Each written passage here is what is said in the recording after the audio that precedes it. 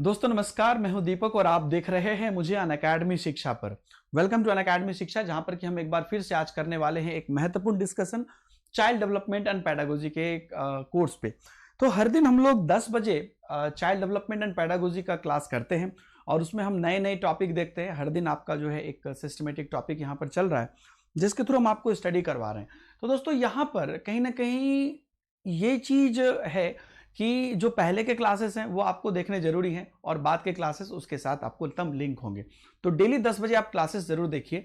आज की क्लास आपको रिकॉर्डेड इसलिए आ रही है क्योंकि जो लाइव शेड्यूल की गई थी उस पर कुछ टेक्निकल इश्यूज हुई, जिस वजह से कि 2 अटेम्प्ट में भी वो लाइव सक्सेसफुल नहीं हो पाया। जो लोग जुड़े होंगे उनको पता होगा, इसलिए ये रिकॉर्डेड जा रही है। बाय द वे सारी इंफॉर्मेशन जो भी दी जा रही है, आपको पता है हमारी क्लासेस रिकॉर्डेड हो या लाइव हो, हम आपको कंप्लीट ये इंफॉर्मेशन देना चाहते हैं कि कैसे आप उस पर्टिकुलर चीज को समझ जाए। तो आप बिल्कुल ये फील करिएगा आप मेरे सामने बैठे हुए हैं और हम लोग उसको कंप्लीट डिस्कशन करेंगे। और स्पेशल क्लासेस भी अनअकैडमी पर हम आपको देते हैं जहां पर कि आप लगातार मेरे साथ जुड़ सकते हैं। तो कल अगेन स्पेशल क्लास मेरी है तो उसमें भी आप मेरे साथ जुड़ सकते हैं। अब इसके बाद देखिए, अगर आप अनअकैडमी प्लस से जुड़ना चाहते हैं जहां पर कि हमारे आप सिस्टमेटिक बैच में स्टडी करना चाहते हैं, तो उसके लिए हमारा रेफरल कोड भी है हिमांशु लाइव।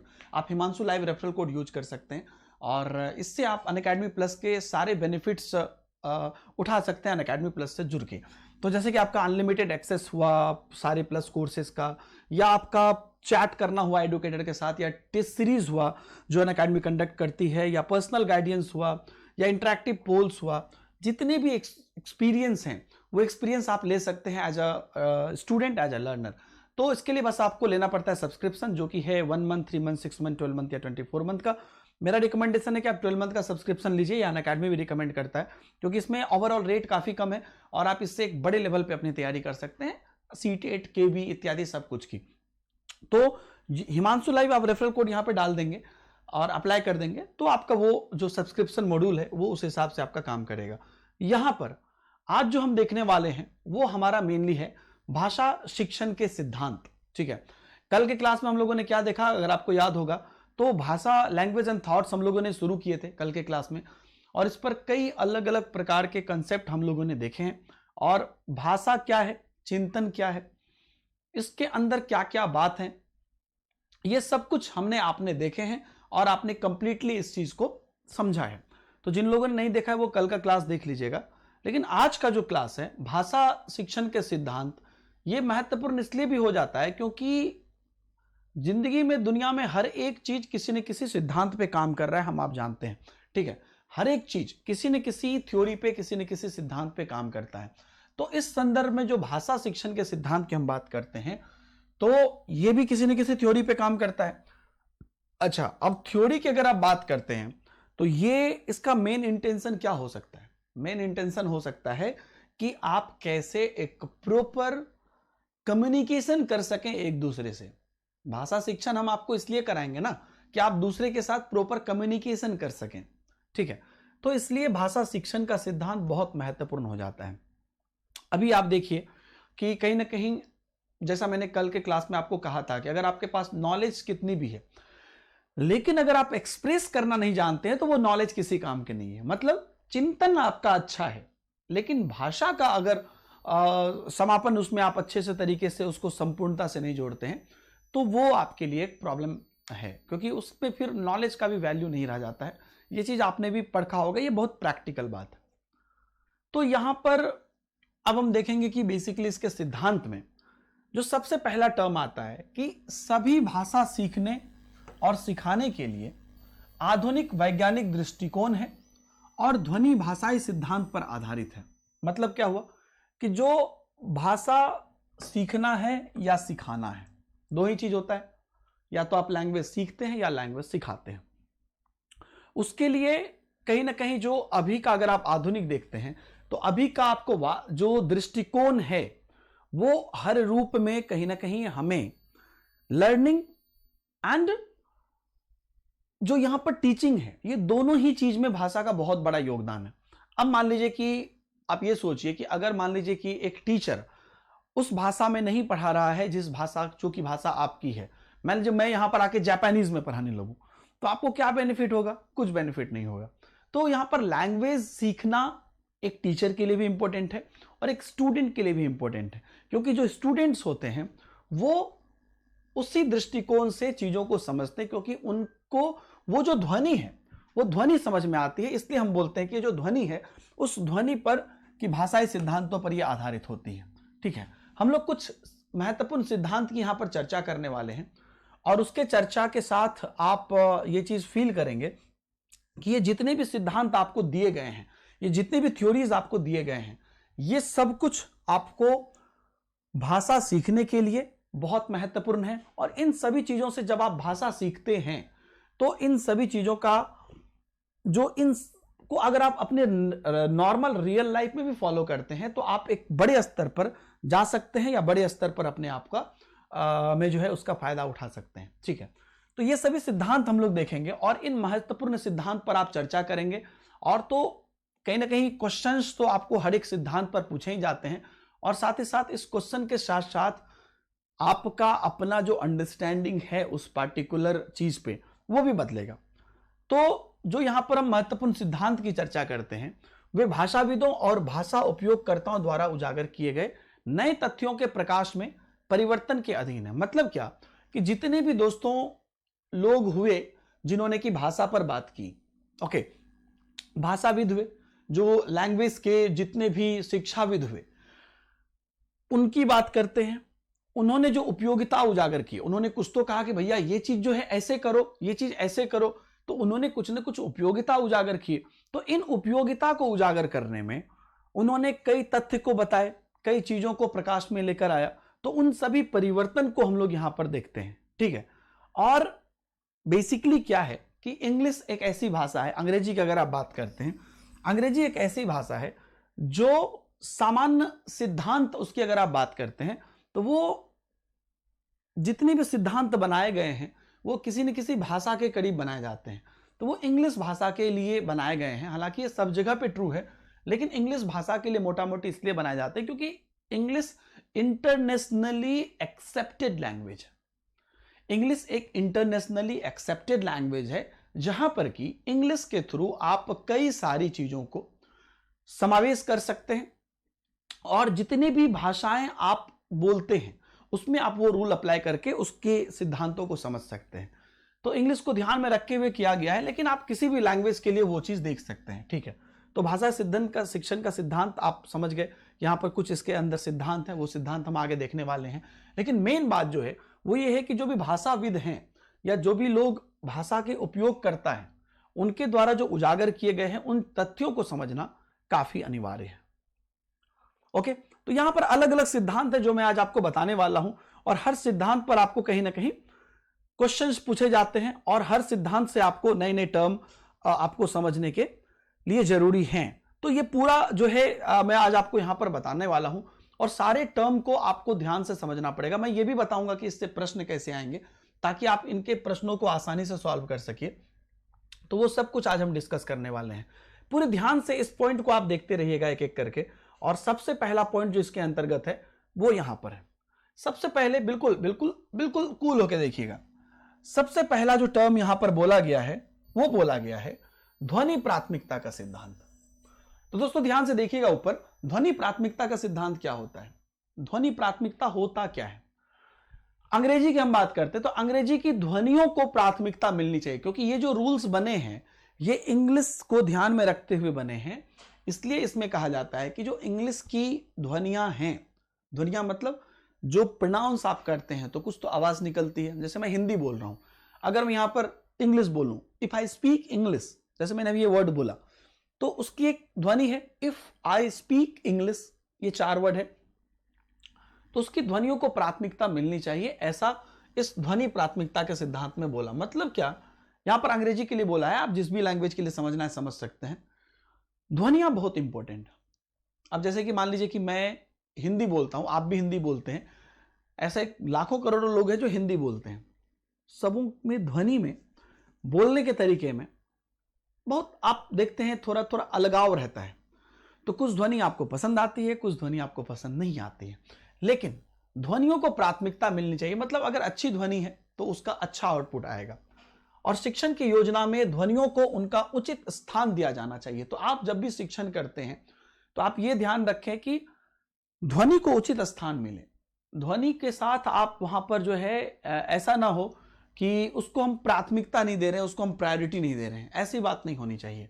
और ध्वनियों को अलगाव में प्रस्तुत नहीं किया जाना चाहिए और उचित अभिव्यक्ति के साथ दिखाई देना चाहिए। तो जो ध्वनियां हैं उसको ऐसा नहीं बताना चाहिए कि अरे मतलब किसी चीज के बेसिस पर ये अलग चीज है, ऐसा नहीं, क्योंकि भाषा के अंदर ही ध्वनि है, लैंग्वेज के अंदर ही ध्वनि होता है ना। मान लीजिए हम कोई लैंग्वेज बोल रहे हैं तो उसके अंदर ही वो ध्वनि है जिस ध्वनि से हम किसी चीजों को समझते हैं या जिस ध्वनि से हम किसी चीजों पर अपनी टिप्पणी रखते हैं। तो उसको आप अलग नहीं कर सकते हैं कि ये ध्वनि अलग है, ये ऐसा आप नहीं कर सकते। ध्वनि जो है उचित अभिव्यक्ति के साथ यहां पर आपको दिखाई देना चाहिए, ठीक है। एक देसी वक्ता को वाक और ताल के साथ वाक्य बोलने चाहिए।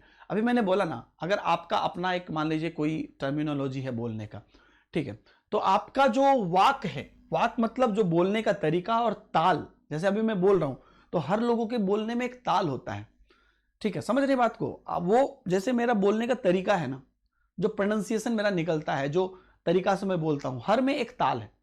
आप भी बोलते हैं उसमें भी एक ताल है, कोई भी बोलता है उसमें एक ताल है। तो इस ताल को के साथ आपको वाक्य को बोलना चाहिए और एज अ उस लैंग्वेज के स्पीकर होने के नाते आपको उसके अंतर्गत की अभिव्यक्तियों का सम्मान करना चाहिए। मतलब क्या कि आप ऐसा नहीं कह सकते हैं, एक लाइन में मैं बोलूं तो ऐसा नहीं कह सकते हैं आप कि भैया मुझे इंग्लिश बहुत अच्छे से पता है या हिंदी बहुत अच्छे से पता है, बाकी ध्वनि कुछ भी निकालो कोई फर्क नहीं पड़ता है, ऐसा आप नहीं कह सकते। ध्वनि आपको एज इट इज और एक प्रॉपर तरीके से आपको निकालना ही पड़ेगा, निकालना ही चाहिए, क्योंकि उसके बेसिस पर हम डिफरेंशिएट करते हैं, ठीक है। जिसकी ध्वनि अच्छी है, जिसका उस शब्द को प्रोनाउंस करने का तरीका अच्छा है, वो चीजों को हम सम्मान करते हैं। ये इस चीज को आप नकार नहीं सकते हैं, है कि नहीं। तो ध्वनि प्राथमिकता का सिद्धांत यहां पर आपको ये आ गया। इसके बाद देखिए, इसके बाद दूसरा क्या आता है, दूसरा आता है मूल वाक्य पैटर्न में भाषा प्रस्तुत करने का सिद्धांत। दिख रहा है सबको?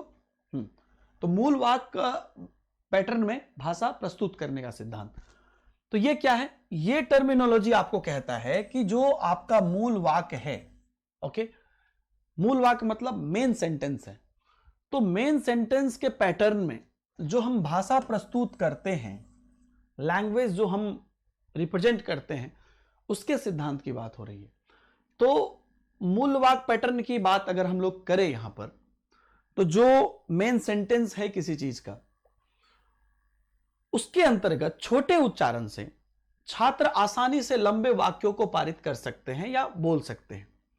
मातृभाषा सीखने के मामले में छात्र की मेमोरी अवधि विदेशी भाषा के तुलना में बहुत लंबे वाक्यों को बनाकर रख सकती है। अब देखिए यहां पर मूल वाक्य पैटर्न में भाषा प्रस्तुत करने का सिद्धांत। अब देखिए पहली बात यहां पर देखिए, दो बातें हैं। पहली चीज कि अगर कोई बात आप बोलते हैं, अगर आप बच्चे की बात कर लेते हैं तो स्टार्टिंग में वो छोटा छोटा वर्ड बोलता है, धीरे धीरे उम्र बढ़ता है तो वो भी बड़ा बड़ा वर्ड बोलता है। तो छोटे उच्चारण की अगर हम यहां पर बात करते हैं तो स्टार्टिंग में कोई भी इंसान किसी भी चीज से जोड़ के छोटा वर्ड ही बोलता है, ठीक है। और अगर वो छोटा वर्ड वहां से बोलना शुरू कर दिया तो वो फिर धीरे धीरे बड़े वर्ड पे भी पहुंचता है। तो छोटे उच्चारण से छात्र आसानी से लंबे वाक्य को पारित कर सकते हैं।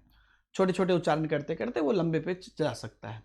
लेकिन और एक चीज है, आपकी जो मेमोरी अवधि होती है ना, आप जो किसी चीजों को कितना याद करते हैं, कौन सी चीजें आपके अंदर कितनी है और कितना आप किस चीजों को अपने अंदर समाहित किए हुए हैं, ये चीजें कहती है कि आपका जो अपना मूल भाषा है, मूल वाक्य है, वो चीजें आपके अंदर ज्यादा समय तक आपके अंदर रहती है, वो ज्यादा समय तक आपकी मेमोरी में रहती है। ये मूल वाक्य का कथन है कि नहीं।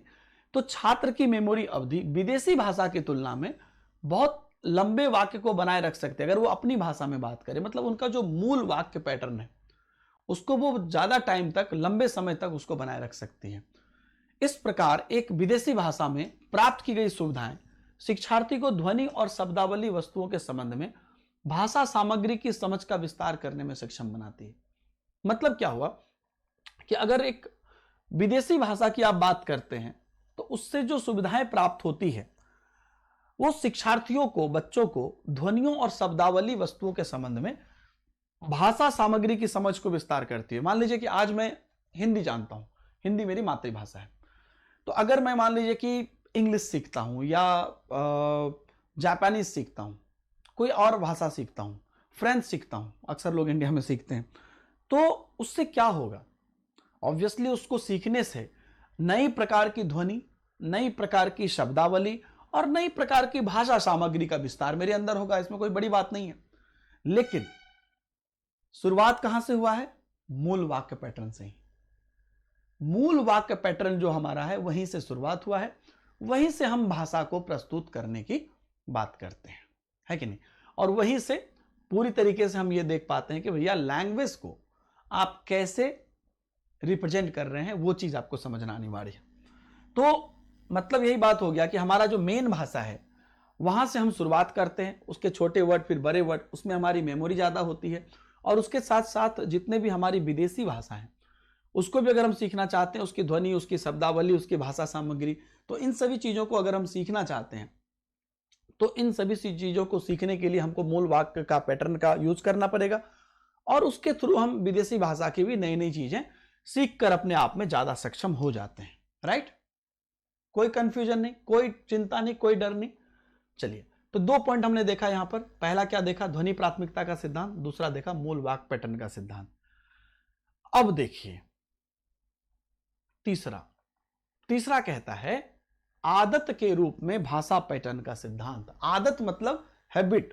कहते हैं ना कि आदत बड़ी चीज है। आदत एक ऐसी कंसेप्ट है जिससे कि आप किसी भी पार्टिकुलर चीज को या तो समझते हैं या नहीं समझते हैं, या उसको समझ पा रहे हैं कि नहीं समझ पा रहे हैं, उस बात को आप डिनोट करते हैं। यही आपकी आदत है। तो आदत के रूप में भाषा पैटर्न के सिद्धांत की हम बात करेंगे। दोस्तों, वास्तविक भाषा की क्षमता आदत का स्तर है। मतलब हैबिट कहां से आती है? आपके अंदर जो रियलिटी है वही हैबिट में आती है। अभी जैसे देखिए कि हम कुछ बोलते हैं, हम लोग सब लोग कुछ बोलते हैं, कुछ करते हैं, लेकिन धीरे धीरे ना कुछ चीज आपके हैबिट में आ जाती है। आप कुछ चीज ऐसे करने लगते हैं कि ये मेरा तरीका है, ये ऐसे ही बोलते हैं। जैसे कि अब मैं बोलता हूं, आप कहीं पर मेरी अगर आवाज भी सुनेंगे तो आपको पता चल जाएगा कि दीपक सर की आवाज है। क्यों? क्योंकि मेरी कुछ हैबिट्स हैं या मेरी कुछ आवाज के ये हैं जो कि आपको समझ में आ जाती है, या कौन है उस आपके कोई रिलेटिव है, कौन है, सब आपको समझ में आ जाती है। तो ये जो है, ये क्या है? हमारी जो वास्तविक भाषा है उसकी क्षमता जो है वो आदत के स्तर पर आती है। तो रियल जो मेरा लैंग्वेज है, रियल जो मेरा कंसेप्ट है, उसकी जो क्षमता है वही हमारे आदत में आती है। इसका मतलब सिर्फ भाषा जानना नहीं है। ठीक है? भाषा पैटर्न बनाएं, क्योंकि गहन पैटर्न के माध्यम से विभिन्न स्थितियों को अभ्यास किया जाना चाहिए। ध्यान से देखिएगा, वास्तविक भाषा पैटर्न आपके अंदर है, लेकिन आदत बनाने में कोई भी चीज आपको अगर हैबिट बनानी है तो सिर्फ आप उसको जान लिए ये इंपॉर्टेंट नहीं है। जैसे कि सब लोग सोच रहे हैं लॉकडाउन में कि डेली योगा करें, एक्सरसाइज करें, लेकिन बहुत लोग नहीं कर पाते हैं, है ना? तो सिर्फ आप जान लिए कि योगा करना चाहिए, क्या ये सफिशिएंट था? नहीं। आपको वहां पर अपने आदत में, अपने पैटर्न में आपको वो चीज इंक्लूड करना है और आपको उसकी प्रैक्टिस करनी है, तब जाके बनती है वो आदत।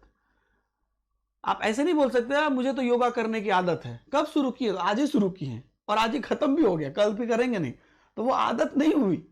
आदत के लिए आपको उस पर अभ्यास किया जाना है। ध्यान से देखिएगा, अभ्यास किया जाना है, तब हुई वो आपकी आदत। नहीं तो उसको आदत मत बोलिए। तो छात्रों के लिए भी यही है। अगर उसको पढ़ाई की हैबिट या किसी पार्टिकुलर चीज की आदत की बात करते हैं, तो ये आदत उसके अंदर डेवलप तब होगी जब वो उस पार्टिकुलर चीज को कंटिन्यूअसली करेगा, अभ्यास करेगा, तब जाके आदत डेवलप होगी। छात्रों को संचार के लिए एक सामान्य गति से उपयुक्त शब्दावली के साथ भाषा पैटर्न और वाक्य निर्माण का उपयोग करना सिखाया जाना चाहिए। तो छात्रों की अगर आप बात करते हैं तो छात्रों को कम्युनिकेशन करने के लिए, मतलब छात्र अगर कम्युनिकेट करते हैं किसी चीजों को, तो उसके लिए एक सामान्य गति से उपयुक्त शब्दावली के साथ, मतलब कोई भी बच्चा या मैं या आप कोई भी समझ लीजिए, अगर हम किसी चीज कम्युनिकेट करना चाह रहे हैं, संचार मतलब कम्युनिकेट करना चाह रहे हैं, तो इस कम्युनिकेट करने में इसके लिए एक सामान्य गति से उपयुक्त शब्दावली के साथ आपको वाक्य निर्माण करते हैं आप। जैसे कि मैं भी बोल रहा हूं तो एक वाक्य निर्माण में कर रहा हूं तब तो बोल रहा हूं, तो ये आपको पता इसलिए नहीं चल रहा है क्योंकि ये ऑटोमेटिकली चलते रहता है ना। तो ये वाक्य निर्माण हो रहा है और उसका उपयोग हो रहा है। बहुत लोग देखिएगा जब भाषण देते हैं तो बोलेंगे दोस्तों, फिर 5 सेकंड का पॉज लेंगे, फिर बोलेंगे आजकल के इस दुनिया में, फिर पॉज लेंगे। कहा ये मतलब क्या हुआ कि वो वाक्य क्रिएट कर रहे हैं। तो कभी आप किसी चीज के लिए जल्दी वाक्य क्रिएट करते हैं, किसी चीज के लिए जान के सोच समझ के करते हैं, किसी चीज के लिए जान के आप थोड़ा गंभीर भी बनते हैं कि थोड़ा रुक रुक के करें। तो वाक्य निर्माण का उपयोग करना तो सिखाना ही पड़ेगा ना। जल्दी करिए कि लेट से करिए, जैसे करिए, वाक्य निर्माण का उपयोग करना महत्वपूर्ण चीज है, वो करना आपको सिखाया जाना चाहिए बच्चों को। वास्तव में भाषा के सबसे अधिक उपयोग किए जाने वाले पैटर्न और वस्तुओं के अभ्यस्त उपयोग को शब्दों को केवल संचय पर पूर्ववर्ती होना चाहिए। मतलब जितने भी पैटर्न हैं, जितने भी तरीके हैं जिससे कि आप भाषा सीखते हैं, उन सभी तरीकों से आपको बच्चे को सिखाना पड़ेगा और बच्चे को अभ्यस्त कराना पड़ेगा कि यही पैटर्न है और इस पैटर्न पर बोलेंगे तब जाके बच्चा सीखेगा। ठीक है, तो ये हो गया आपका आदत के रूप में सिद्धांत। इसके बाद है नकल करने का सिद्धांत। नकल को आप अनुकरण भी बोल सकते हैं। भाषा के सिद्धांत में नकल को आप यहां पर अनुकरण भी बोल सकते हैं। तो अनुकरण क्या कहता है कि नकल जो है वो भाषा सीखने का एक महत्वपूर्ण सिद्धांत है। स्वयं के द्वारा किसी भी शिक्षार्थी ने कभी भाषा का आविष्कार नहीं किया। ठीक है, अब आप जन्म लिए तो आप क्या कुछ आविष्कार करके आए भाषा का? नहीं। आपने क्या किया, आपके समाज में, आपके सोसाइटी में, आपके आस पड़ोस में जो भी चीजें चल रही है उन सभी चीजों से आपने सीखा। पहले मम्मी से, पापा से, परिवार से, भैया, दीदी, रिलेटिव्स, चाचा, नाना, फिर परिवार वाले, पड़ोस वाले, समाज, स्कूल, हर जगह से हम लोगों ने भाषाएं सीखी और उस वजह से हमने एडप्ट किया। मैं जो भाषा बोल रहा हूं उसमें आप ये जान सकते हैं क्या कि वहां जो हमारा जो समाज है उसकी भाषाओं का फ्लेवर है। आप जो भाषा बोलेंगे आपकी समाज की भाषाओं का फ्लेवर। तो एक अच्छा भाषण अच्छे मॉडल की नकल करने का परिणाम है। कोई अगर बहुत अच्छा बोलता है तो इसका मतलब उसने जिसका नकल किया है, मतलब जिसका अनुकरण किया है, जिसको फॉलो किया है, वो बहुत प्रॉपर तरीके से किया है। अच्छा, नहीं तो फिर आप जैसा मॉडल रहेगा उस तरीके का होगा। बहुत लोग बहुत उल्टा पुल्टा बोलते हैं क्योंकि उन्होंने नकल ही वैसा किया है। ठीक है, मॉडल को समझदार होना चाहिए। मॉडल मतलब जिसको आप फॉलो कर रहे हैं। कहते हैं ना कि एक मॉडल स्कूल बनाएंगे या एक मॉडल गांव बनाएंगे, मतलब वो एक ऐसा चीज बनाइए जिसको कि नकल किया जाना चाहिए। जैसे कंस्ट्रक्शन सभी होता है तो उसके में एक मॉडल बनाया जाता है। वो मॉडल देख के आपको पता रहता है कि ये ही नकल किया जाएगा रियलिटी में। तो वही मॉडल बहुत बढ़िया होना चाहिए जिससे कि, क्योंकि उसी से अनुकरण करना है। तो गहन अभ्यास के बाद नकल करना भाषा प्रणाली की महारत में मदद करता है। तो अगर आप मान लीजिए कि गहन अभ्यास करते हैं, बहुत प्रैक्टिस करते हैं, तो उस केस में अगर उसके बाद बहुत प्रैक्टिस करने के बाद अगर आप नकल करते हैं तो ये भाषा प्रणाली की महारत में मदद करता है आपको। मतलब जो आपकी भाषा प्रणाली है, जो आपका लैंग्वेज डेवलपमेंट है, उसकी प्रणाली में आपको मदद करता है कि आप चलिए, आप एक अनुकरण कर रहे हैं, अनुकरण की भी आप प्रैक्टिस कर रहे हैं, तो आप एक अच्छा नकल कर पाएंगे। अभी मान लीजिए हम लोगों ने इस भाषा को क्रिएट किया है? नहीं किया है। हम लोगों ने भी तो नकल ही किया है। जो जितना अच्छा नकल कर पाया, जो जितना अच्छा अनुकरण कर पाया, वो उतना अच्छा एक्सपर्टीज के साथ उस चीजों को बोल सकता है। तो चीजें यहां पर डेवलप नहीं हो रही है, लैंग्वेज डेवलपमेंट हो चुका है, उसको हम लोग नकल कर रहे हैं। ये यहां पर इंपॉर्टेंट टर्म है। इसके बाद आपका नेक्स्ट आता है नियंत्रित शब्दावली का सिद्धांत। ठीक है, नियंत्रित शब्दावली का सिद्धांत क्या कहता है? देखिए कि शब्दावली को नियंत्रण में रखा जाना चाहिए। शब्दावली को वास्तविक परिस्थिति के संदर्भ में ही सिखाया और अभ्यास किया जाना चाहिए। इस तरह अर्थ और स्पष्ट को प्रबलित किया जाना चाहिए। ये लाइन पे ध्यान दीजिएगा। अभी मान लीजिए मेरे पास बहुत शब्दावली है, तो क्या मैं कुछ भी यहां पे बोल दूं? नहीं। जो चीज इस टर्म को एक्सप्लेन करने के लिए, इसके अर्थ को स्पष्ट करने के लिए और इसके अर्थ पर पुरजोर रूप से आपको समझाने के लिए जो जरूरी है, वही शब्दावली मैं आपके सामने में यहां पर यूज करूंगा, जिससे कि जो टर्म की हम बात कर रहे हैं, जो कंसेप्ट की हम बात कर रहे हैं, वो कंसेप्ट आप अच्छे तरीके से सीख जाएं। ठीक है, तो ये हो गया आपका। तो कहीं ना कहीं अभ्यास द्वारा सिखाया जाना चाहिए। इसके बाद आपका आता है ग्रेडेड पैटर्न का सिद्धांत। ग्रेडेड पैटर्न का सिद्धांत क्या होता है, यहां से आपको समझ में आ रहा होगा। शब्दावली के, शब्दावली तो क्लियर है ना, सिंपल सी बात है, जो मेरा शब्द का भंडार है उसमें से हम वही शब्द उसी तरीके से बोलेंगे जिससे कि आपका यहां पर ये कंसेप्ट समझना जरूरी हो जाए या ये कंसेप्ट समझने में आपको आसानी हो जाए। ठीक है, तो ये हो गया। अब ग्रेडेड पैटर्न के सिद्धांत में देखिए, ये एक भाषा सिखाने के उद्देश्य की पूर्ति की हम बात करते हैं। जो लैंग्वेज जब हम बच्चे को सिखाते हैं तो उस लैंग्वेज को सिखाने के लिए जो हमारा उद्देश्य है, हमारा जो इंटेंशन है, उस उद्देश्य की पूर्ति के लिए विभिन्न आदतों की प्रणालियां विकसित करने के साथ साथ उस आदतों को प्राप्त करना आवश्यक है। मतलब अगर मान लीजिए कि ग्रेडेड पैटर्न के सिद्धांत में बोलते हैं, अगर मान लीजिए कि हम भाषा सिखाते हैं, ठीक है, लैंग्वेज डेवलप करना बच्चे को बताते हैं, तो उसके उद्देश्य की पूर्ति के लिए जितनी भी अलग अलग प्रकार की आदतें हैं, ठीक है, उसको डेवलप भी करें और उसको प्राप्त भी करें। ठीक है, और इसके लिए भाषा पैटर्न धीरे धीरे सिखाया जाना चाहिए संचयी वर्गीकृत चरणों में। तो ग्रेडेड पैटर्न क्या कहता है कि ग्रेड वाइज आप बच्चे को सिखाइए। दो बातें यहां पर आपको इंपॉर्टेंट बोली गई, पहला कि प्रणालियां विकसित करना और दूसरा है उसको प्राप्त करना। ठीक है, डेवलप करना ही काफी नहीं है, उसको डेवलप करिए उस प्रणाली को, और उस प्रणाली को प्राप्त करिए। नई नई भाषा पद्धतियां की जब भी आपके सामने उद्देश्य आते हैं उसको डेवलप करिए, फिर उसको प्राप्त करिए। इसके लिए भाषा पैटर्न धीरे धीरे सिखाया जाना चाहिए, पूरा संचयी मतलब सिस्टमेटिक वर्गीकृत चरण में। इसका मतलब यह है कि शिक्षक को प्रत्येक नए तत्व या पैटर्न के को पिछले वाले से जोड़ना चाहिए। मतलब जो नया तत्व है या नया पैटर्न है उसको पहले से जोड़ना चाहिए। ग्रेडेड यही है। मान लीजिए आज मैं बोल रहा हूं तो क्या मैंने एक दिन में सब सीख लिया? नहीं, मेरे टीचर ने क्या किया होगा कि पहले क्लास में मुझे कुछ सिखाया, फिर दूसरे क्लास में सिखाया, फिर तीसरे क्लास में सिखाया। तो ऐसे अलग अलग क्लास में सीखते सीखते पहले तीसरे क्लास में जो सिखाया होगा उसमें दूसरे के नॉलेज का यूज किया होगा, चौथे क्लास में जो सिखाया होगा उसमें तीसरे क्लास का उपयोग किया होगा। तो ऐसा ही करके ग्रेडेड रूप से ग्रेडेड पैटर्न का पालन करके पिछले ज्ञान से जोड़कर भाषा के नए पैटर्न को शब्दावली के साथ अगर हम पेश करेंगे और अभ्यास करेंगे तो ये बहुत ही बेहतर होगा, क्योंकि कुछ चीजें बच्चे को पहले से पता है, वो चीजें डेवलप होंगी, और कुछ चीजें नई जो हो रही है वो बच्चा यहां पर सीख पाएगा। Right everybody, clear? No doubt. चलिए, last but not the least यहां पर आपका जो आता है चयन का सिद्धांत। ठीक है ना, चयन का सिद्धांत या स्नातक का सिद्धांत ये क्या कहता है? देखिए, चयन का सिद्धांत कहता है कि सिखाई जाने वाली भाषा सामग्री का चयन अच्छे शिक्षण की पहली आवश्यकता है। ठीक है, मतलब बोलते ना, कौन सी बात कैसे कही जाती है ये जरूरी है, कौन सी बात आपको यहां पर सिखानी है। अब कुछ भी आप नहीं सिखा सकते। हमारी जो भाषा सामग्री है उस भाषा सामग्री का, उस मटेरियल का हम एक करेक्ट प्रॉपर तरीके से करें। जैसे कि आपको मान लीजिए एक सब्जेक्ट पढ़ना है, सीडीपी पढ़ना है, तो आपने दीपक सर को क्यों चयन किया? आपने कई सारी चीजें एनालिसिस की, उसके बाद आपको लगा कि यहां से आप एक पढ़ाई अपनी पूरी कर सकते हैं या तैयार कर सकते हैं।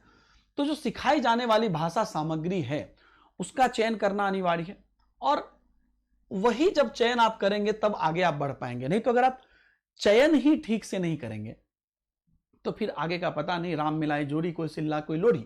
कहीं पर भी आप एक अच्छे तरीके से अपनी भाषा सामग्री को इनपुट नहीं दे पाएंगे, आउटपुट भी नहीं दे पाएंगे, क्योंकि आपने उसका इनिशियल ही खराब कर दिया, कैसे सीखना है वही खराब कर दिया। तो भाषा सामग्री का चयन व्याकरणिक वस्तुओं और शब्दावली के संरचनाओं के संबंध में किया जाना चाहिए। मतलब जितने भी आपके टर्मिनोलॉजी हैं व्याकरण से या संरचना से, जितने भी रूल्स रेगुलेशन है, तरीके हैं, उसको ध्यान में रखते हुए आपको भाषा शिक्षण देना है। तो ऐसा नहीं क्या कि हम ऐसे ही कुछ भी बता दिए, हर चीज को एक पार्टिकुलर तौर तरीके से आपको बताना सीखना अनिवार्य है। तो ये दोस्तों भाषा शिक्षण का सिद्धांत है। सबसे लास्ट में हमने देखा चयन और स्नातक का सिद्धांत, उससे पहले ग्रेडेड पैटर्न जिस पर कि एक एक पैटर्न में सिखाना है, उससे पहले नियंत्रित शब्दावली कि आपको शब्दावली का मतलब कौन सा शब्द कहां यूज करना है वो इंपॉर्टेंट है। उससे पहले हमने देखा नकल का सिद्धांत जिसमें कि हम अनुकरण करते हैं। उससे पहले देखा आदत के रूप में भाषा पैटर्न का सिद्धांत जिसमें कि आपकी हैबिट कैसी है, वो हैबिट हम बताते हैं कि एक प्रॉपर आदत होनी चाहिए, किसी चीज की अभ्यास होनी चाहिए। मूल वाक्य पैटर्न पर बताया हमने कि जो हमारे मूल वाक्य हैं उसके थ्रू ही हम भाषा शिक्षण को सीखते हैं और उससे ही नई नई भाषाएं सीखते हैं। ध्वनि प्राथमिकता का सिद्धांत हमने आपको बताया कि आपकी जो ध्वनि है उसको आपको प्राथमिकता देना पड़ेगा। आप नॉलेज में कितने भी बड़े बॉस हैं, लेकिन ध्वनि की अगर आपको प्राथमिकता नहीं कि कैसे बोला जाए, है ना। कहते हैं कि कौन सी बात कैसे कही जाती है, ये हुनर हो तो हर बात सही जाती है। तो आपको कैसे कहना है वो चीज इंपॉर्टेंट है, तब आप भाषा शिक्षण के सिद्धांत में महारत हासिल कर लेंगे। तो ये था दोस्तों भाषा का एक सिद्धांत। अगले क्लास में हम इसका अगला टॉपिक देखेंगे। तब तक के लिए दीजिए मुझे इजाजत। अपने माता पिता का सम्मान करें, बड़े बुजुर्गों का ख्याल रखें, सबों के साथ प्यार बांटें। मिलते हैं नए वीडियो में। बाय बाय, जय हिंद।